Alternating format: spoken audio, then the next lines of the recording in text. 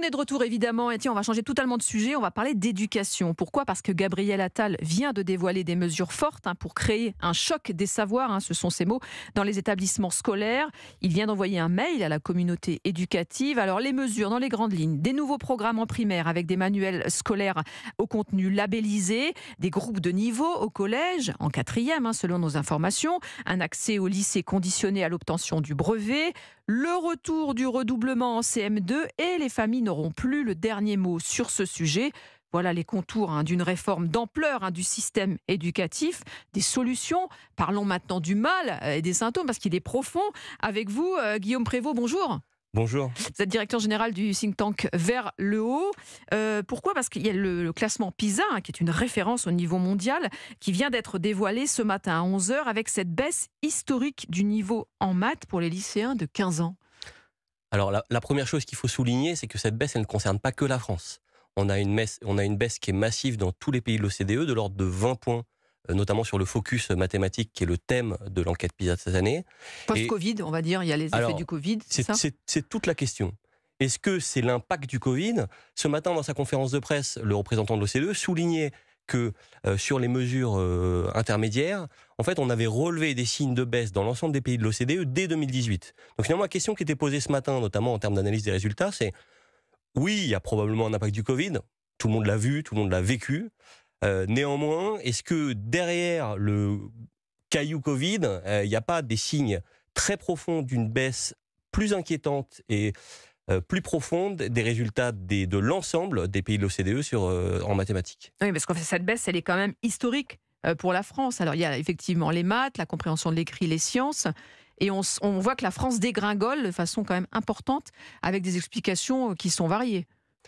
Alors, on peut se poser un peu les questions des différents facteurs. Oui. D'abord, je pense qu'il est important de souligner que cette dégringolade, comme vous l'appelez, en effet, elle est historique, mais elle concerne tous les pays de l'OCDE. La France ne se classe pas, il n'y a pas de chute relative de la France par rapport à l'ensemble des pays de l'OCDE, et la faiblesse de la France s'agissant des mathématiques est plutôt sur l'enquête PISA, moins inquiétante qu'elle l'avait été dans l'enquête Teams il y a quelques années, dont je rappelle pour les non-spécialistes que l'enquête Teams, elle mesure, elle, en CM2, en 4e. Ouais. Donc, moi, je crois qu'évidemment, on a tous tendance à vouloir s'alarmer. D'abord, prenons notre temps d'analyser correctement ces résultats, parce qu'ils disent des choses beaucoup plus profondes et intéressantes, à mon sens, sur l'évolution de l'école que le seul niveau des élèves en mathématiques. Ah bah justement, on va en parler justement de ce que vous évoquez, mais on va d'abord prendre une auditrice qui nous appelle, Liliane. Bonjour Liliane. Bonjour. Vous vouliez réagir ? Bonjour. Vous nous écoutez à Royan, Liliane. Ah non, je suis à côté de Troyes. Ah ben alors voilà, c'est une erreur. Vous êtes à Troyes, donc raconte. Ce n'est pas grave. Oui, donc moi j'ai été institutrice, notamment au cours préparatoire et à l'école maternelle. Et les mathématiques étaient basées sur le tâtonnement expérimental, qui nécessite d'avoir, par exemple, des ateliers dans la classe où librement, individuellement ou par groupe, les élèves font leurs expériences et manipulent. Je pense que les mathématiques sont devenues trop intellectualisées dès le départ. Il faut que les enfants puissent manipuler, peser, mesurer en fonction de l'intérêt de la classe. Par exemple, vous allez au gymnase, vous pouvez calculer le trajet en mètres ou en hectomètres, et puis mesurer le temps, ce qui fait que les enfants acquièrent petit à petit un raisonnement mathématique. Mais je pense également qu'il faut que le langage soit simple d'abord, à la portée des enfants, pour que ce ne soit pas simplement une affaire d'élite ou de spécialistes qui peut démobiliser les élèves. Et je pense que l'apprentissage des mathématiques aux élèves, le fait que les mathématiciens ou que les professeurs de mathématiques soient vraiment très spécialisés peut quelquefois empêcher les élèves de progresser. Peut-être que je parle en mon nom, si vous voulez, quand j'étais au lycée. Mais votre témoignage est très intéressant, Liliane, institutrice, ancienne institutrice, et c'est des pistes effectivement très intéressantes. Quelque chose de plus concret, de plus terrien, pour que les enfants s'approprient justement le raisonnement mathématique. En attendant, avec vous, Guillaume Prévost, directeur général du think tank Vers le haut, on va revenir justement sur les causes de ce mal qui est beaucoup plus profond. Alors, la remarque de Liliane est très intéressante parce qu'elle met en lumière un des pays qui, depuis longtemps, performe de façon très importante à PISA, c'est Singapour. Singapour a développé une méthode d'apprentissage des mathématiques qui est très fondée sur... les termes employés sont tout à fait justes. Ça s'appelle justes. la méthode de Singapour, d'ailleurs. Tâtonnement expérimental, manipulation, lien entre le concept et l'expérience. Il y a un mot que j'aime bien dans ce que vient de dire Liliane, c'est le gymnase. Après tout, est-ce qu'en allant au gymnase, on peut mieux apprendre les mathématiques? C'est une de nos convictions très fortes. J'y reviendrai parce que du strict point de vue de l'instruction, je ne crois pas que la France se distingue fondamentalement de pays comparables. Aujourd'hui, il y a un groupe de pays, notamment dans le sud-est asiatique, qui a des très bonnes performances en mathématiques, mais c'est des pays qui sont socialement, culturellement très loin de nos enfants. Macao, Singapour, la Chine, à Hong Kong, à Shanghai, voilà, on mesure la distance, y compris géographique, culturelle, et même du regard que les parents portent sur leurs enfants entre la Chine, à Shanghai, et la France. Là où probablement, et ce que dit Liliane est très juste, il y a des vraies questions à se poser, notamment du point de vue de l'apprentissage des mathématiques, c'est que c'est un peu des querelles d'experts, mais il est vrai qu'on a beaucoup insisté en France sur la maîtrise des concepts. Or, il y a un vrai enjeu, notamment pour les élèves les plus en difficulté, à redonner toute sa part à l'expérience, à la manipulation, au concret, j'ai envie de dire, dans l'apprentissage de cette matière.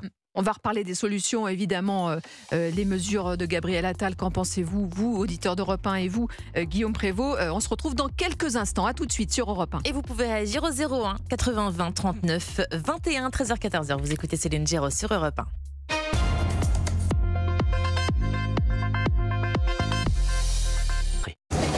Europe 1, 13h.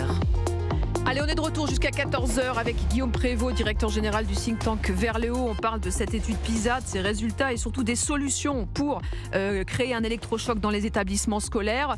On parle des solutions avec vous sur l'implication des familles, par exemple. Pour vous, elle est déterminante. Elles n'auront plus leur mot à dire sur le redoublement, mais selon vous, elles ont un autre rôle à jouer. Alors sur la question du redoublement, je préfère à ce stade pas me prononcer parce que je comprends qu'il y a quand même des enjeux du passage du système élémentaire où il y a un suivi de l'enfant qui est quand même plus dense, plus continu avec des enseignants uniques, au collège où toutes les familles voient bien que les enfants souffrent d'un manque de suivi, d'accompagnement. C'est d'ailleurs une des conclusions très fortes de l'enquête PISA ce matin. Les pays dans lesquels le choc Covid a été le plus maîtrisé, c'est les pays dans lesquels les enseignants ont apporté un soutien à leurs enfants, à leurs élèves. Et de ce point de vue-là, la France a péché, très clairement. Donc pour vous, il faut vraiment revoir cette relation. Alors, cette relation, l'enseignant est-il un éducateur ? Quand l'enseignant est un éducateur, l'enfant réussit, et notamment les enfants issus de milieux modestes. Quand l'enseignant n'est pas assez un éducateur, finalement, il s'appuie sur les acquis de la transmission familiale, et donc il fait réussir les enfants qui viennent de familles dans lesquelles on leur donne toutes les clés pour réussir.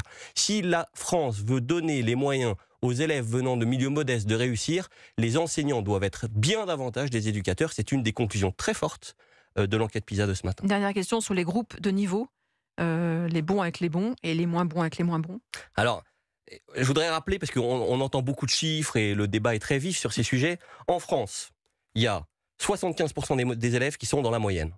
Il y a 7 à 10% des élèves qui sont dans les top performers, comme on les appelle en franglais, en bon franglais, au niveau des meilleurs élèves. Et c'est 10%, c'est 7 à 10% qu'on retrouve dans nos classes préparatoires, dans nos grandes écoles. Et il y a 15 à 20% des élèves qui sont en grande difficulté. Donc quel est le grand sujet ? Le sujet, c'est maintenir le niveau des 75%, leur offrir des perspectives, les faire rentrer dans le système d'études supérieures, puisqu'aujourd'hui, c'est plus d'un élève sur deux qui va rentrer dans les études supérieures, et aller chercher ces 15 à 20% qui sont en grande difficulté. De ce point de vue-là, les mesures qui ont été annoncées ce matin ne répondent pas à l'enjeu de mieux accompagner les enfants les plus en difficulté. Eh bien, merci beaucoup Guillaume Prévost, directeur général du think tank Vers le haut, pour ce décryptage autour de ces résultats PISA pour les petits élèves français.